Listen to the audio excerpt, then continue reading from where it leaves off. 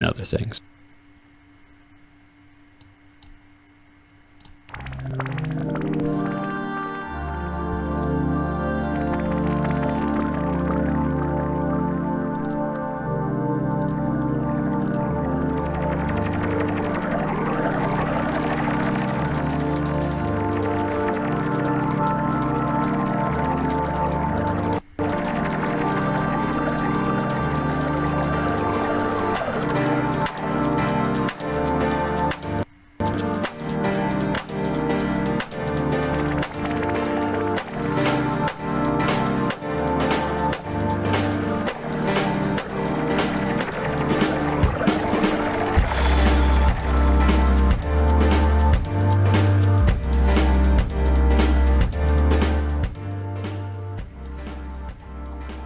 Contact the show at any time. genericliveshow@gmail.com. This is the Generic Live Show. Thanks for joining us here on the Generic Live Show for a Sunday. It's Dale Kemper here with you. Unmuting my microphone would help with that. It's hour 2 of the program. Thanks for joining us. It's Dale Kemper here with you on a Sunday. It's good to be here as per always. Well, that first hour of the program, really good. I always like to make hour 2 jealous of hour 1. You know, it's a fun little rivalry that I have with myself. It's quite sad actually, but anyway. But we have breaking news for you, ladies and gentlemen. You weren't coming to this show for breaking news, you know, but we are your source of breaking news now. So here's.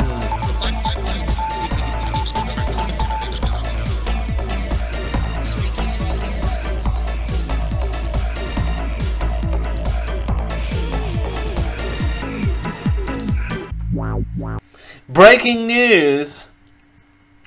Urgent national recall and product withdrawal of popular children's yogurt pouches over fears kids could choke on lids. We went into full details about this last hour. So we're not going to go into too much details about this hour because, quite frankly, A, we're running a little bit behind on where we need to be. But we did go in full detail looking at all aspects of this, from the yogurt producing companies, the retailers, the distribution channels, and I got all marketing all up in this beeswax. So it was really fun to kind of break down different elements of the story that you wouldn't necessarily break down. So there you go. Paramount Australia has recalled Kelsey Young, Woolworths, and Aldi Brooklia yogurt kids pouches sold at various retailers with the lid prone to dislodging once opening. Quote, the centre top cap may be dislodged upon reapplication of the cap after initial use, the New South Wales Food Authority says. However, or furthermore, probably is a better word for that, but I'm not an English student, so there you go. Furthermore, Kelsey Yum, a statement from Kelsey Yum, an off-brand from Paul's milk distribution, says this recall is related to packaging only, not the yogurt itself. When some caps, when used to reseal the pouch are failing, said the statement from Kelsey Yum.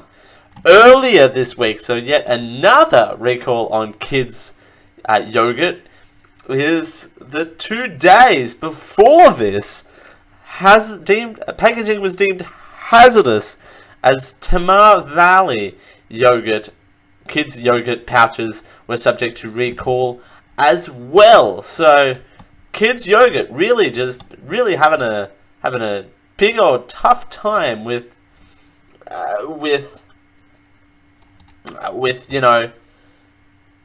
having a tough time trying to make it through. Last hour, again, like I said, last hour I went into full detail about this, but one thing I will bring up in this hour is I like to say the story and say what's next. So what's next with trying to get this back in normal routine again is, you would think, to quickly come up with an alternative solution as opposed from the normal bottle caps, if that makes sense, to try and, instead of having a detachable lid on these kids' yogurts, have going to a kind of a seal within the pouch solution. But again, like I said last hour, if you squeeze the pouch too hard, the yogurt flies everywhere, and then you have people complaining that half of their yogurt is gone on the floor, and you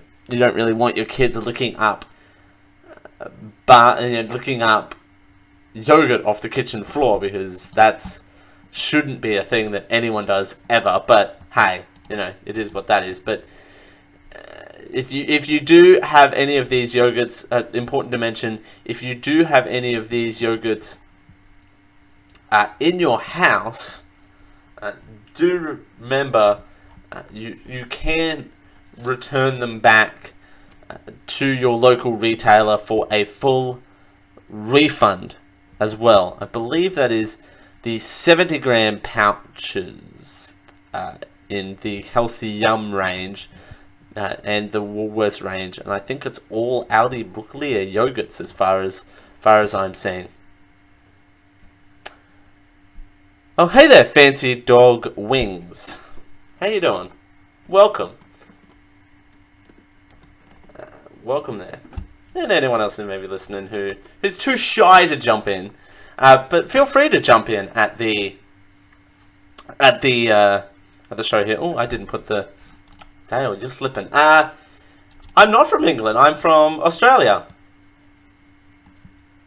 I'm an Aussie. That's the link to the article. But yeah, I'm Australian. What about you, Fancy Dog Wings? I like talking to the listeners. It's a nice little intimate setting. Like I said last week, this show is designed to be like a lounge, and you can pop in and out when you like. It's or Hotel California. It's a jazz news lounge or a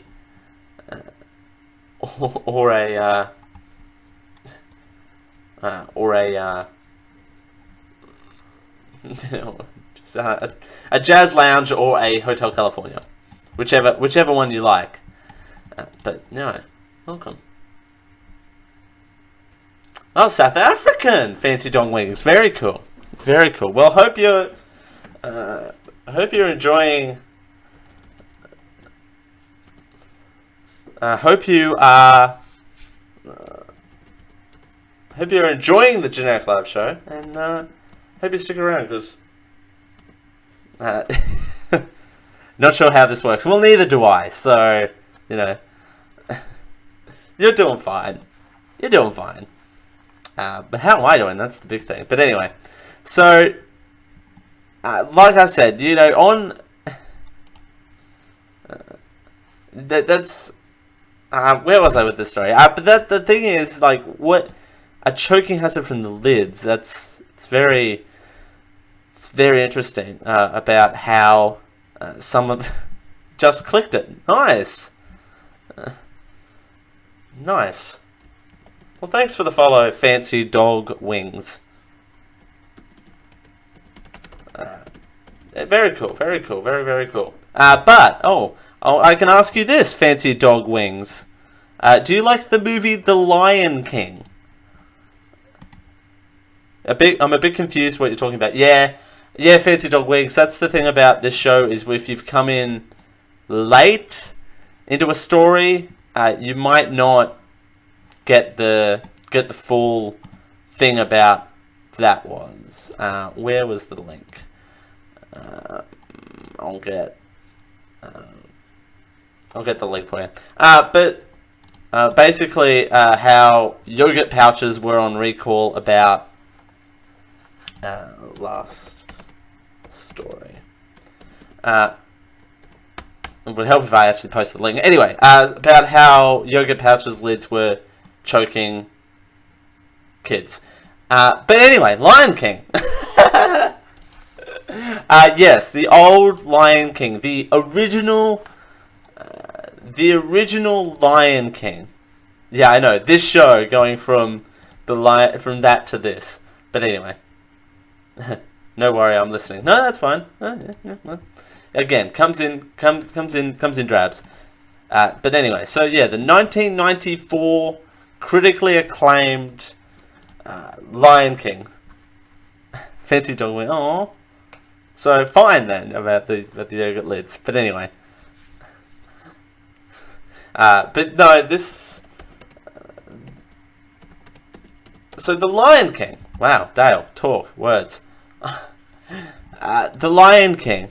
The director and producer of Disney's 1994 critically acclaimed adapted film The Lion King revealed in an interview that Mufasa and Scar are not brothers. Oh, by the way, spoiler alert.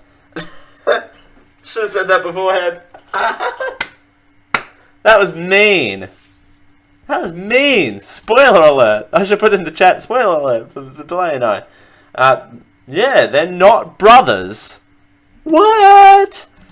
It's a plot twist and a half out of 10.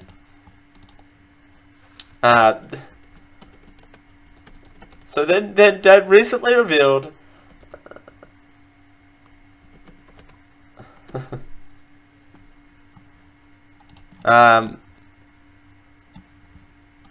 So 1994, The Lion King. The movie's director Rob Minkoff and producer John Hahan told Hello Giggles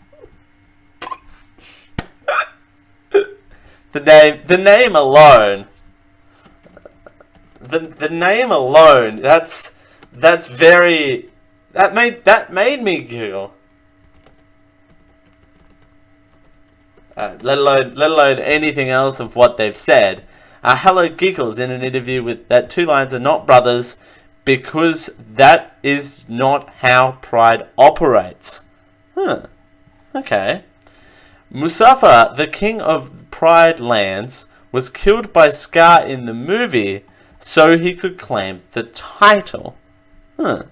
That's actually fair. That's actually true.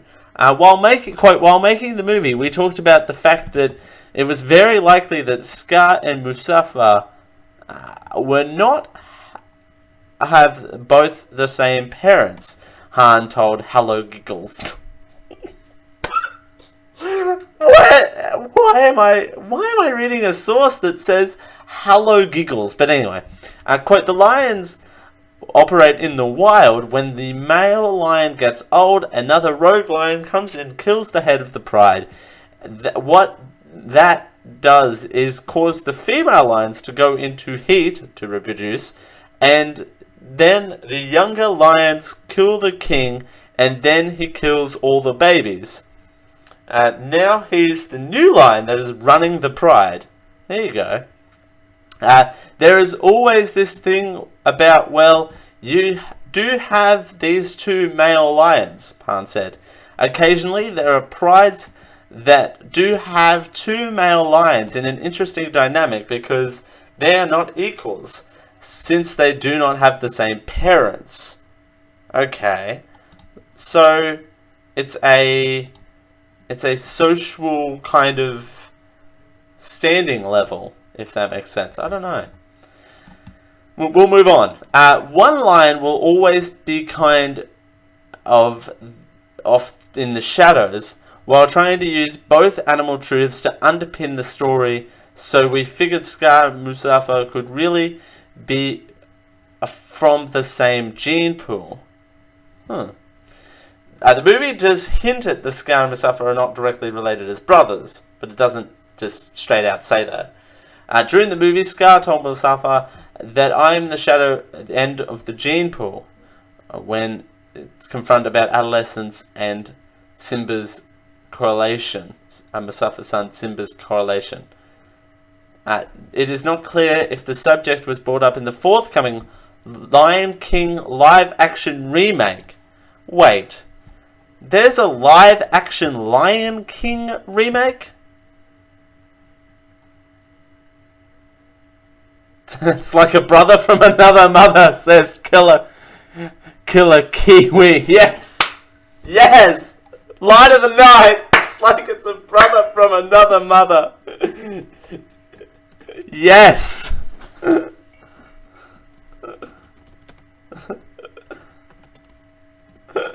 Yes, it's like it's a mother from another mother. Well played.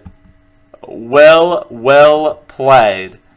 Nah, we had a commercial after that. That takes the cake. It's like a mother from another mother. All right.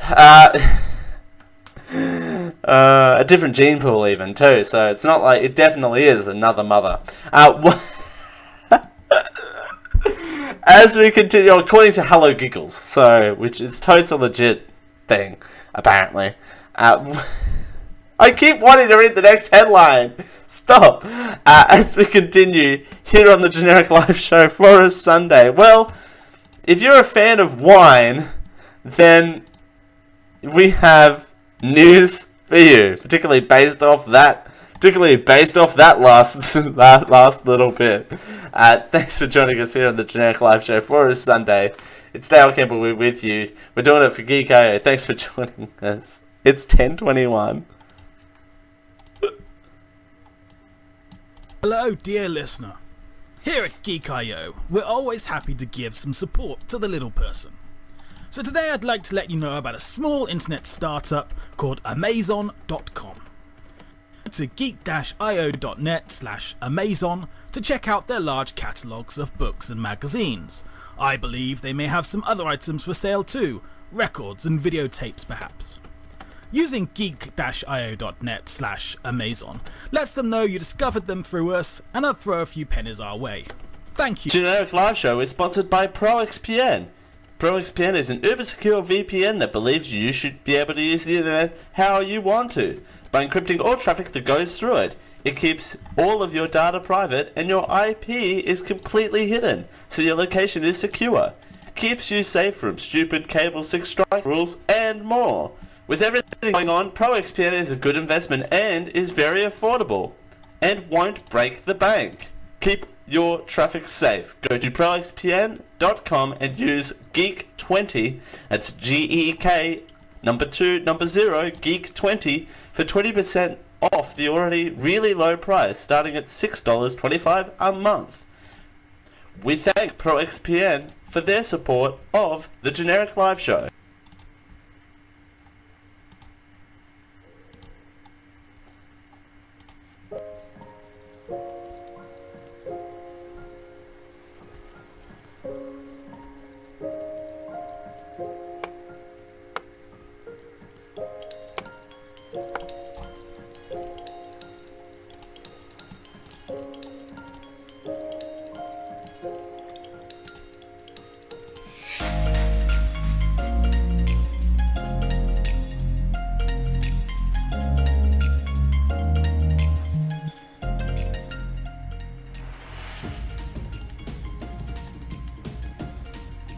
You finally found the most generic live show. This is the Generic Live Show. Thanks for joining us here on the Generic Live Show for a Sunday. It's Dale Campbell here with you. We're doing it for Geek.io. Thanks for joining us. It's a pleasure as per always. And hey, if you miss any of the Generic Live Show shenanigans, you can catch us. You can catch the video version of the show on YouTube at youtube.com/Generic Live Show, or you can catch up on the podcasts wherever fine podcasts are served on a silver platter or a bronze platter. It doesn't. I'm not platterist. If that's a thing, which it is now. Use silver platter, gold platter. It's gold platter. You don't have to judge platters, but hey. How about we don't autoplay a commercial of the Generic Live Show? Hey! Anyone else have that on their bingo cards? There you go. Anyway, are you a fan of wine? You know, the alcoholic beverage called wine. Gee, so many different topics on this show today. We go from talking about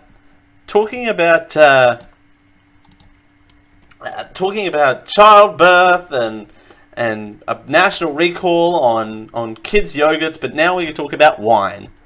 So many different stories on this show. You never know what you're going to get next. But have you ever pondered to yourself, why does wine taste better when it costs more, does the bottom line of wine have anything to do with its taste? In 2015, scientists confirmed what all but most serious wine drinkers have long suspected. That bottle of vino will taste better if you think it costs more. Now in a new study, published in Scientific Reports, as reported on by Hello Giggles. No, I'm just kidding. Hello Giggles is a real site, people. Hello Giggles. If someone from Hello Giggles wants to reach out and give me stories to talk about on the show, I'll gladly talk about them. All day long, even. The whole day of it. Scientific Reports, researchers say that they pinpointed the exact mechanism by which this marketing placebo effect happens. Oh, more marketing. Ooh. So there you go. Researchers at the business school INSEAD, and the University of Bonn in Germany asked 30 people to taste samples of 3 different wines whilst lying in an MRI scanner. What? Okay. That's a bizarre study, but anyway. Each person received 108 tiny samples, each of 1.25 milliliters each, less than 1 glass of wine total over 90 minutes. Man, that is a long time to be sipping on a glass of wine. But anyway, it is what it is. Before each taste test, everyone was told how much wine suspectedly cost. Either 3, 6, or 18 euros a bottle. In reality, each of the 3 wines were identical and came from a bottle of red that retailed for 12 euros, which is about $14. Huh. Okay. That's interesting, actually. People tended to rate the samples that were told were more expensive as better tasting. That is true regardless of what you had to quote-unquote pay for the samples or not. During taste tests, people had a fraction of wine added price deducted from the monetary credit they'd received at the start of the study. Huh. Okay. So the more samples you had, the less money you got from the survey, which that's actually not that bad of a deal. But anyway, because you're getting wine out of the deal, not over 90 minutes, by the way. You can't get drunk off that. But this marketing placebo effect has its limits. To most people, a very low quality but high priced wine still won't taste good as a high quality, low priced one. Yeah. Researchers have also shown that people with more volume in areas of the brain that control sensory perception are less likely to rate something higher just because it costs more. Okay. Presumably they would adopt tasting for themselves whether it is good or not. It has to be good. Otherwise, that's a whole other factor as opposed to the cost. But the 2015 study also showed that people with greater volume in the brain regions associated with the reward-seeking behavior were more susceptible to the placebo effect of higher prices. In the new research, MRI scans revealed exactly in which brain regions became more active when people were told the samples cost more. There you go. Quote, participants might recruit this brain region when reflecting on the external information from one price cue and their subjective beliefs and memories about how expensive and less expensive wines should taste, the authors wrote in their paper. Another region, the ventral spectrum, is a part of the brain's reward and motivation system. Together, activation in these areas help explain how higher prices trick the brain into forming higher expectations. Which, welcome to Marketing 101, by the way, and perceived value and actual value is a whole set. It's a whole marketing course, actually. Consumer behavior is a whole thing on its own. On the other hand, knowing the cost of something can always have its advantages, though. Our findings show that a high price tag within a range of acceptable qualities makes you happier, he says, so you get what you pay for. But also, you can't tell me, okay, as a person who tried Goon / box wine the other day, you can't tell me that the more expensive the box wine, the better quality it is. That's not how that works. But you're sure? I'm pretty sure all the box wines though are at a similar price. So there's no real price fluctuation there. So there is a 1 minute 29 video. I'm playing it. Life well spent. Presented by Geico. Presented by Known for its Geico. sweet yet buttery taste, Chardonnay is the most popular wine in the U.S., accounting for 21% of table wine purchased for restaurants. Simple to grow, Chardonnay grapes dominate over 97,000 acres in California. If the wine is so popular, then how can some bottles be so expensive? Location of where the wine is produced plays a major role in the price. If the wine comes from a top-quality wine region, such as the Dijon area of France, there will be only a few bottles produced per year. Better soil grows better grapes. Which By the way, on the video that I'm not sharing because is that it says, Dijon, like the mustard. We'll move on. makes a region sought after. Another factor is whether the winemaker is buying or planting their grapes. In California's Napa Valley, it costs $6,000 per acre to plant vines. Most winemakers purchase grapes from other vineyards to reduce production costs, but depending on the grape, producers will still spend between $1,000 and $2,500 per ton of Chardonnay grapes. Each ton produces 2 barrels and makes 25 cases or 300 bottles of wine. If a producer decides to use an expensive barrel, such as oak, the price will increase. Depending on where the wood is sourced, a barrel can cost anywhere between $360 and $3,600.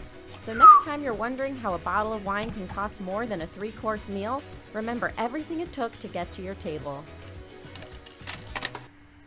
Also, if you're buying wine that is as much as a 3-course meal, please let me know, or B, buy me dinner. or that glass of wine, in fact. Or that glass of wine. It's either way, I want some expensive wine in my life. If anyone wants to, geek-io.net/support. There you go. Buy us wine. No, just kidding. I'm just kidding. Don't buy us wine. That's not a thing. It is a thing. Yeah, you feel so inclined. But anyway, I won't say no. But don't go out of your way. Disclaimer, ahoy. As we continue here on the Generic Live Show for a Sunday, will Australia's new laws stomp out modern slavery? People say jokes about Australia being a slave country, but we still have laws on the books that are still legal. Will they come to an end? We'll find out as we continue. Thanks for joining us here on the Generic Live Show for a Sunday. It's Dale Campbell here with you. We're doing it for Geek.io. Thanks for joining us. It's 10:33. This podcast is proudly sponsored by Amazon. Amazon has all of your needs for all occasions. Amazon stocks a large range of pretty much everything. Everything from automotive to baby to computers, payment cards, groceries, health and personal care, and everything for Amazon Kindles, ebooks, movies and television, magazines, office products, and stuff for your patio, lawn, and garden. Hey, they even sell sports goods. If you're into sports ball. If you're ready to check out the range at Amazon.com, use geek-io.net/Amazon to help out the Geek.io podcast network. We get a little bit of a kickback through our affiliate link there. That's geek-io.net/Amazon. Amazon, everything for every occasion. Everything for every occasion may not be the official slogan for Amazon. Some products not available in all areas. The story you are about to hear is true. Only the names have been changed. Only the names have been changed.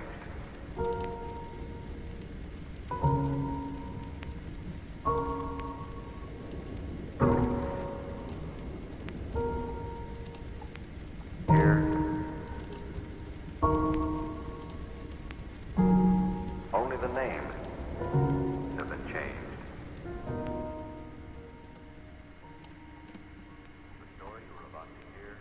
Hold on tight. This is the Generic Live Show. Man, what a chilling bumper. Only the names have changed. My name hasn't changed. Thanks for joining us here on the Generic Live Show for a Sunday. It's Dale Campbell here with you. We're doing it for Geek.io. Thanks for joining us. It's a pleasure as per always. Only the names have changed. My name hasn't changed. I'm still Dale Campbell. Thanks for joining us. It's a pleasure as per always. Now, I don't have my link open. I'm not prepared. The headline reads, now it's a very complicated headline because I think the names have changed. There's an interesting quote that was published along with this article when we put it into the run sheet. The headline reads, the first headline read, the original headline wrote, quote, there were no, take two, they were left with, take three, they were left with no money, no food, and were treated no better than slaves. Will Australia's new laws stamp out modern slavery? What an interesting turn of events. So it's been raining in the Lockyer Valley, which is not really a surprise if you know the kind of southeast Queensland region at this time of the year. It's deep green farmland, so carpeting the region beckons as a place of plenty. That's an interesting setup for the Lockyer Valley. But anyway, it is here that this vacant pocket of southeast Queensland that former undercover police officer was thought to be running a slavery-like racket involving Pacific Islanders packing produce bound for shelves of major supermarkets. Oh, here we go. Oh boy. Boy howdy, strap in for a big segment of the Generic Live Show, everyone. Dale rants about produce packers. Far North Queensland called and wants its banana farms back. But anyway, Australia called and wants its 457 visas back. But that's a whole other story. A tip-off about the racket promoted Fair Work Ombudsman Inspector Melissa King to launch an inquiry in 2014, which would have been forever alter the way she views the nation's largely hidden problem of human exploitation. It is inquiries like this that underpin the Turnbull government's step last week towards a Modern Slavery Act, a legislative reform that would advocate title, but which some would fear may fall woefully short of what is needed. Which is fair, but on the flip side of that, it's also you've got to take into consideration the fact that it's baby steps. You can't have all of the solutions at once. Whilst the extent of the slavery is hard to measure, the 2016 Global Slavery Index suggests that there are 45.8 million people around the world, that's million with an M, around the world who remain victims of this crime, from debt bondage and human trafficking to forced labour and child exploitation. In Australia, there is at least 4,300 people that have said to be enslaved by criminal syndicates, forcing them into prostitution and work. Jesus. Anyway, the genesis of Melissa King's investigation was complaints about Queensland's contract labour supplier, Emil Benny, an ex-Papua New Guinea cop with a dark past. What the hell? Benny had implicated an industrial timber smuggling operation and allegations of the police corruption a decade before. Now he's suspected of supplying migrant workers, farmers in the Townsville region. Called it. Called it. That's a Far North Queensland story. How did I know that? How did I know that? It's like I read the story or something. Only to pocket all or most of the pay and threaten those who complained with violence. King eventually caught him by convicting his worker to testify against him. This year, a federal court judge fined Benani $227,300, a penalty he is unlikely to ever pay. The judge declared Benny was likely to keep exploiting workers. The experience of Benny's victims still haunts kings. Now, okay. Dale needs a soapbox. First of all, that was me legitimately clearing my throat because I've been talking all day. But also, this is me wanting a soapbox for 2.5 seconds. What is the point of a court trial if you know that someone's going to keep doing the same things over and over and over and over again? That's the same with the bail system, which I think, I don't know if we talked about it on this show, but how the bail system needs to be fixed in Victoria because of the attack that happened down there, that the person was released on bail and then committed some horrific crime. I don't know if we talked about that, but anyway, what is the point? He's going to keep doing what he's doing because you got. It's like a kid. It's like a kid that has a toy and has broken the toy. Now, what do you do in that situation? What do you do in that situation when a kid breaks a toy? You either do one of two things. Scrap that. One of three things. One, you buy him a new toy of the same variety. Or B, you buy him a new toy of a different variety. Or C, you say, tough biscuits, you broke the toy. Now, C is not a popular opinion at all, but which by the way, yes, I'm comparing children with toys to a criminal.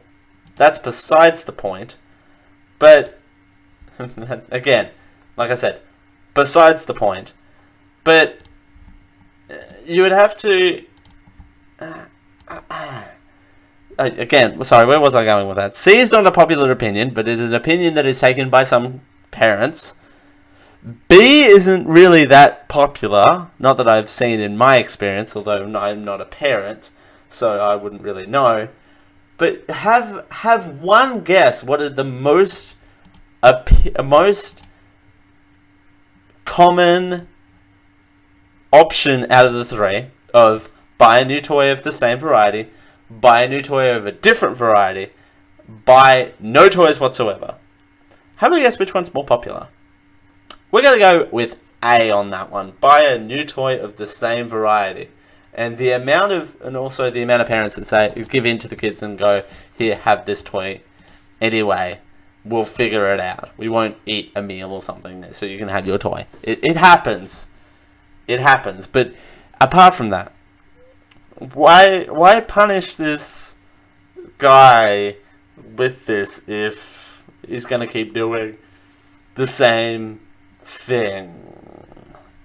I don't understand. Just shut down his business. Yeah. Hurt him where it hurts the most. Just shut it down. Just go, nah, you're no longer allowed to operate. You're the Fair Work Ombudsman. You're allowed to do that. But anyway, we'll move on. An Australian Modern Slavery Act, modelled on the UK laws. Wow, that's the second time today that we're going to be following the UK's footsteps on laws and things. Funny how that works. But, where was I going with that? Based on the UK laws of the same name, it is supposed to combat this. Proposed legislation announced last week will compel large companies to report annually on efforts to safeguard supply chains from slavery, with details placed on a public repository. Okay. In theory, that means supermarkets stocking the fruit of Benani workers packed would have needed to audit the farms of which they worked, hopefully detecting and deterring the exploitation. Okay, that's... sure. Where are we now? Some Australian companies claim to already do this with mixed results, partially with evidence of exploitation being hard to detect.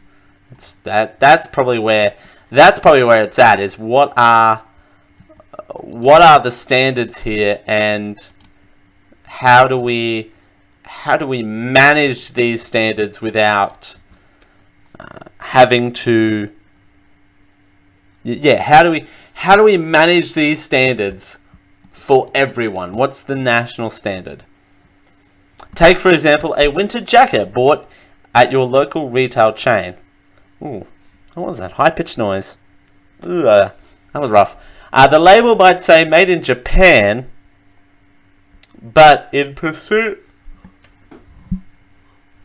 of cheap labour, the fabric might have come from child labour in India, the buttons from a sweatshop in China, and the zipper from Taiwan.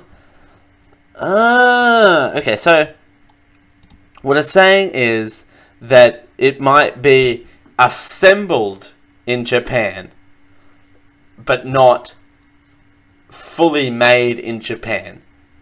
Assembled in Japan. I want a T-shirt that says "Assembled in Japan" on it. Can I have that? That'd be great. But I understand that concept. Just last year, Fairfax Media exposed Rip Curl for supposedly Chinese-made ski jackets that were made in North Korea, where workers were routinely exploited. Okay, wait.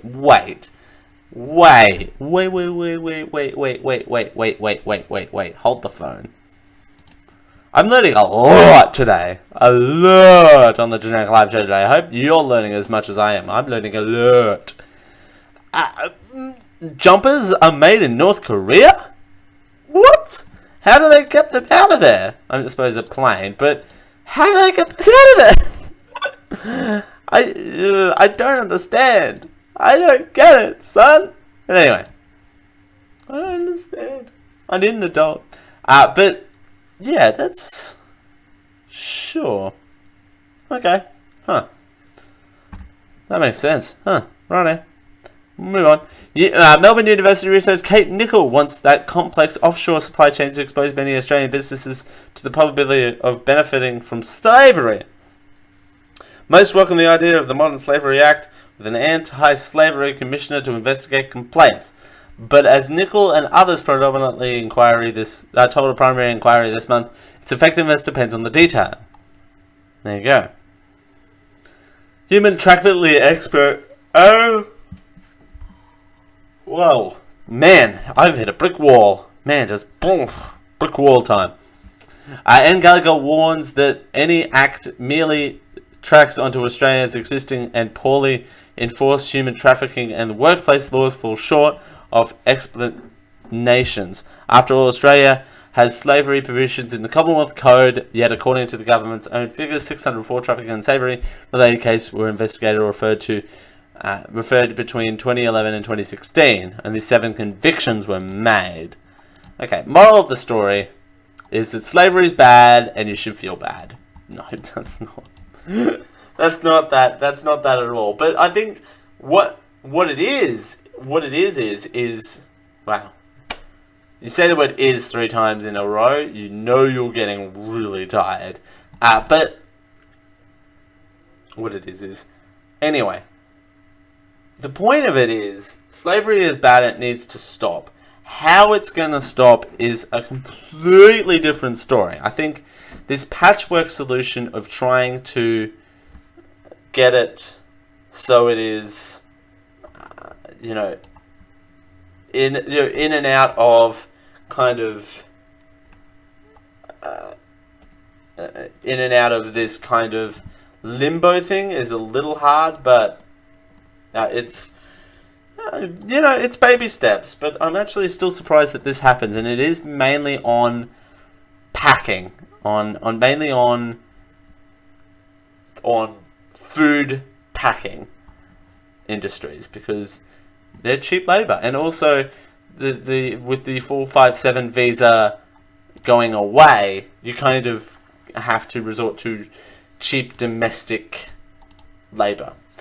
Anyway, as we continue, here on the Generic Live Show for a Sunday, well, do you love a burger? A burger? We have a burger project for you. It's the Burger Revolution. So hold on. As we continue, here on the Generic Live Show for a Sunday, it's Dale Campbell here with you. We're doing it for Geek.io. Thanks for joining us. It's a pleasure as per always. It's 10:50.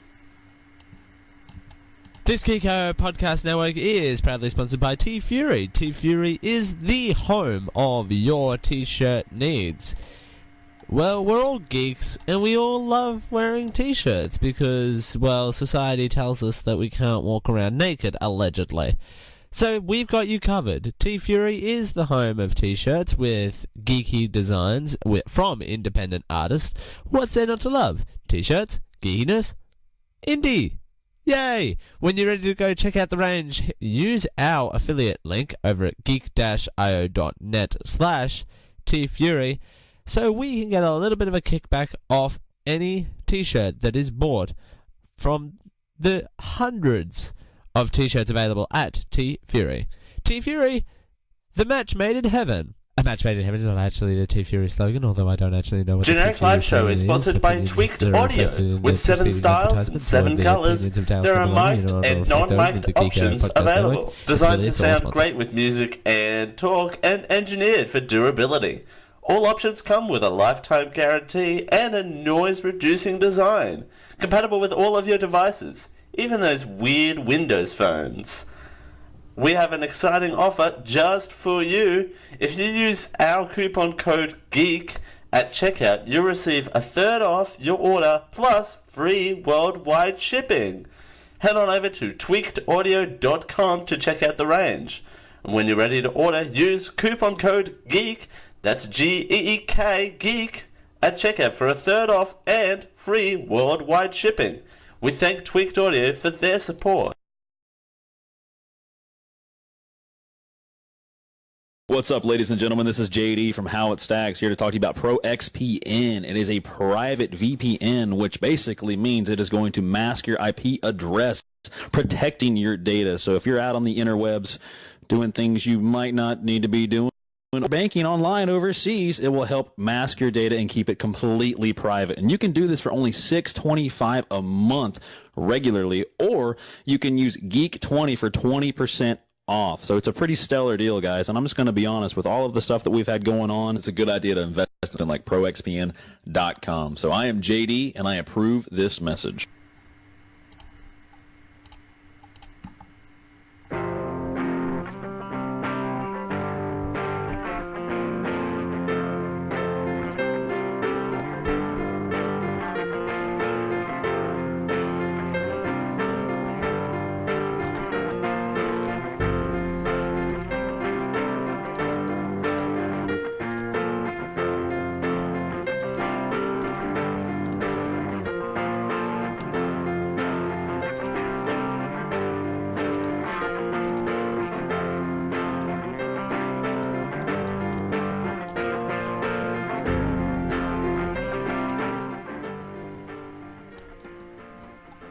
This is the Generic Live Show. Thanks for joining us here on the Generic Live Show for a Sunday. It's Dale Campbell here with you. We're doing it for Geek.io. Thanks for joining us. It's a pleasure as per always. And we're heading into the final segment of the show. We're rounding down to the end of the show, as we do. Man, what a show! It's been an interesting show, you know. It's been interesting. We've had our ups, we've had our downs, and now there you go. That actually worked out better than the one earlier. But anyway, we'll move on. Do you like a burger? How about a burger? Got a burger in you, as they say. Yeah, get a burger in you. The Burger Revolution has stepped up its notch as top shelves, the fry, and the market have become more saturated.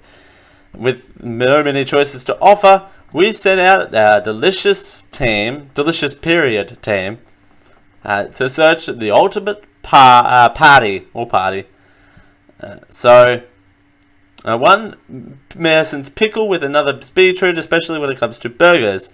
Whilst we're discussing the American burger revolution down under, New York chef David Chang accused our nation of...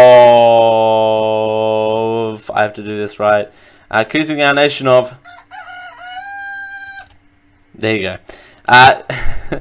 Up burgers by putting beetroot on it. Yes, David, we love our beetroot on the burgers, but we also love our pickles as well. We love our chicken pickles. Chicken pickles. American Giggle Theory. What was the name of that news site earlier? Giggle Pickle? Hello Giggle. That's cool. Hello Giggle. Mary's burger with trash can bacon. Ew. Let's be honest. There's BM before Mary's and AM after Mary's. This Newtown dive bar proved that you'll put up with any amount of unapologetic attitude for a cracking burger. The Mary burger relies on a soft, lightly sweet bun, beef, a lettuce, tomato, onion, American cheese, and Mary's secret sauce. Add smoky barbecues for a true rockin' experience. Okay, next one is Huckster Burger. If Mary's lead on Sydney's revolution had to say the Hucksburger leads Melbourne's, you get with a soft bun and Wagyu patties with cheese, lettuce, tomato, mustard, mayo, tomato sauce, and pickles. Add bacon as an extra. Oh. Ben's Classic. No altercations for you. Ben could come soon with the soup. Not saying that out there. So it comes the Aussie version of American burger. Slams dunk a sweet soft bun with juicy beef patty, American cheese, pickles, lettuce, tomato, onion, mustard, and mayo. You've got the Sure Beast that comes on a brosh, soft, slightly crusty bun. I think I should just with a soft, slight, crusty bun, 2 beef patties, each draped in melted cheese, double bacon, tomato jam, tomato sauce, and mustard mayo. There you go. Oh, I should sing all the ingredients to these. How about that? Let's start singing. All right. We've got the Betty's Classic with pickles and onions. A glistening, soft, oozes cheese melted over Angus patty. Lettuce, tomato, onion, and special sauce. Join the party to deliver a dinner-style meal. We've got the double patty smash. It's got lots of stuff in it. 2 balls of brisket and chuck beef are smashed on the hot plate. Caramelized on the outside, pink in the middle. It's joined by cheese and a special sort of seeded bun. This isn't working. Alright. The next one is the Aussie from the Burger Project. They have this. Patties up. 100% grass-fed Cape Cream beef. Other components simply play a supporting role. Order the Aussie. You get a beef patty, beetroot, cheese, onion, pickles, tomato, lettuce, and a secret sauce. I'm actually noticing that a lot of these have special sauce on them. Oh yeah, the Royale. The Royale is South Australia's best. Only 1 squeeze of the double patty, double cheese, onions, pickles, mustard, the North sauce on a seeded bun in your mouth. What? Okay. Bun in your mouth. Alright. Andrew's Beef Burger with a lot. We should do seductive voice with the last three. Alright, let's do seductive voice. Here we go. Wrap your laughing gear around Andrew's burger with the lot. Beef, lettuce, onions, eggs, bacon, tomato, double cheese, and tomato sauce. Amen! Paul's special with bacon and egg. Yes, we're running long. Alright. Stop this, we're running long. What do we got here? All menu options start with a seeded bun, lettuce, tomato, onions, and tomato sauce. Oh god, there's a lot more. Jeepers. Alright. Finally, the Australia. Luke Megan's burger venue that flavour chicken does not mean they don't have a few true burgers to try. Patronism, it's very hard to say seductively, is alive and well. It's his decoratedly Aussie venue that sees a grain-fed beef burger patty topped with cheese, bacon, lettuce, tomato, confidential sauce, and Aussie favourites like beetroot and pineapple. There you go. There you go. Alright. Thanks for joining us here on the Generic Live Show for a Sunday. It's Dale Campbell here with you. It's been a pleasure as always. Thanks for joining us. There you go. As we continue. Thanks. We'll see you all next week. Bye for now. It's 11:01. This has been a Geek.io Media Network production. Copyright 2017.